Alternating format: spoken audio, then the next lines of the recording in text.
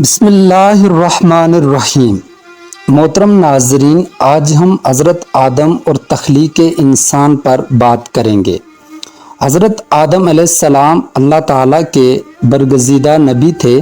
جب اللہ تعالیٰ نے انہیں پیدا کرنا چاہا تو فرشتوں اور ابلیس سے کہا، میں کھنکھناتے ہوئے سیاہ اور سڑے ہوئے گارے سے ایک انسان بنانے والا ہوں۔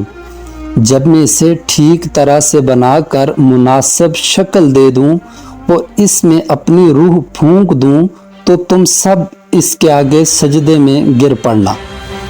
اللہ تعالیٰ نے پوری زمین سے ایک مٹھی مٹی لی۔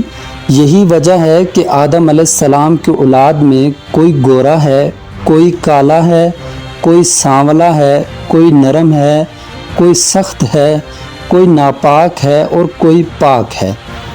پھر اللہ قرآن میں فرماتے ہیں کہ اللہ تعالیٰ نے اس مٹی کے غلاسے سے گارا تیار کیا۔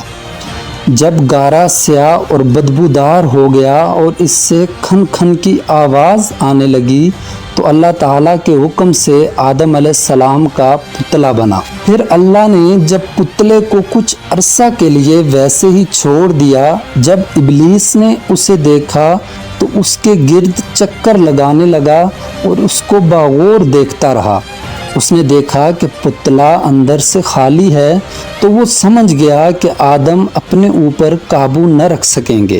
سورہ ال عمران میں اللہ تعالیٰ فرماتے ہیں کہ ہم نے جمعہ کے دن عصر کے بعد اس پتلے کو زندہ انسان بن جانے کا حکم دیا۔ حکم سنتے ہی وہ پتلا انسان بن گیا۔ جب اللہ تعالیٰ نے آدم علیہ السلام کو پیدا کیا اور ان کے جسم میں روح پھونکی تو انہیں چھینک آئی۔ انہوں نے اللہ کے حکم سے الحمدللہ کہا۔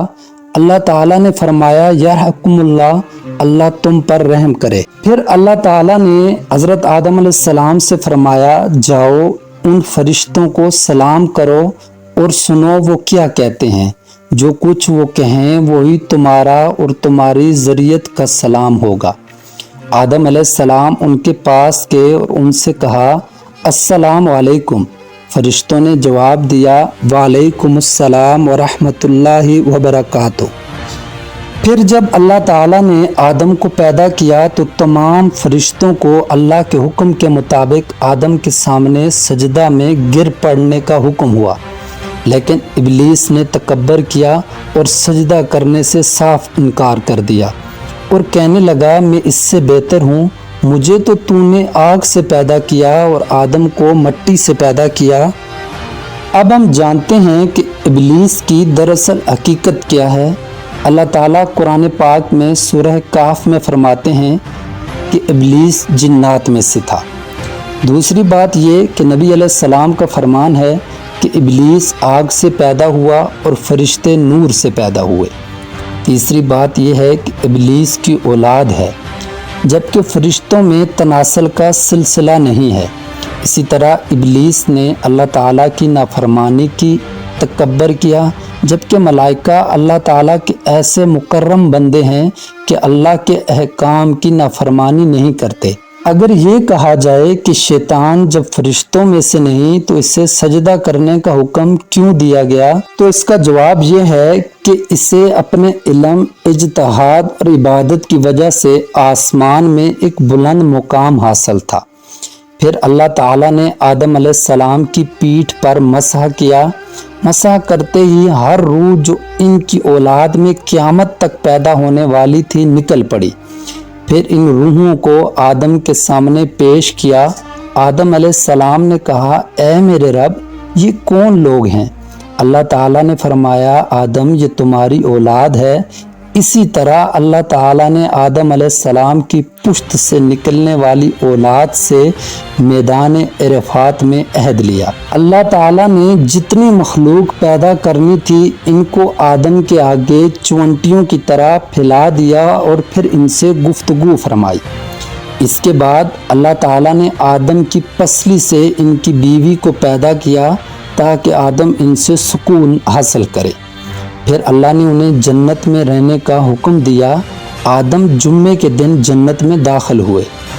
اللہ تعالیٰ نے آدم علیہ السلام سے فرمایا، तुम अपनी बीवी के साथ इस जन्नत में रहो और जहाँ से चाहो खूब खाओ और पियो, लेकिन इस दरख्त के करीब न जाना वरना तुम नुकसान उठाओगे, और ये इब्लीस तुम्हारा और तुम्हारी बीवी का दुश्मन है। इससे होशियार रहना, कहीं ऐसा न हो कि ये तुम्हें जन्नत से निकलवा दे, अलगर्ज तुम बड़े ऐश व आराम से रहोगे। सूरह ताहा में अल्लाह रब्बुल आलमीन फरमाते हैं कि आदम अलैहिस्सलाम और इनकी ज़ौजा जन्नत में बड़े आराम से रह रहे थे, लेकिन इब्लीस इनके पीछे लगा हुआ था। इसने आदम अलैहिस्सलाम से कहा, ए आदम, मैं तुम्हें ऐसा दरख्त ना बताऊं जिसको खाकर तुमको ऐसी सल्तनत मिल जाए जिसमें कभी ज़ौफ ना आने पाए।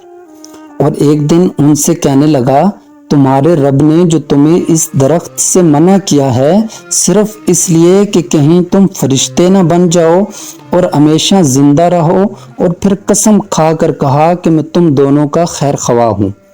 फिर सूरह अहराफ और सूरह ताहा में अल्लाह ताला ने जो अहद आदम अलैहिस्सलाम से लिया था, आदम इसे भूल गए और इब्लीस ने बिल आखिर इनको वरगला दिया। आदम अलैहिस्सलाम की ज़ौजा सैयदा हवा ने पहले दरख्त से खाया और आदम अलैहिस्सलाम को भी तरगीब दी, बिल आखिर दोनों ने दरख्त से खा लिया। सूरह अहराफ में अल्लाह ताला फरमाते हैं कि उन्हें पुकार कर फरमाया, क्या मैंने तुम दोनों को इस दरख्त के खाने से मना नहीं किया था, और मैंने तुमसे नहीं कहा था कि शैतान तुम दोनों का खुला दुश्मन है, इससे होशियार रहना।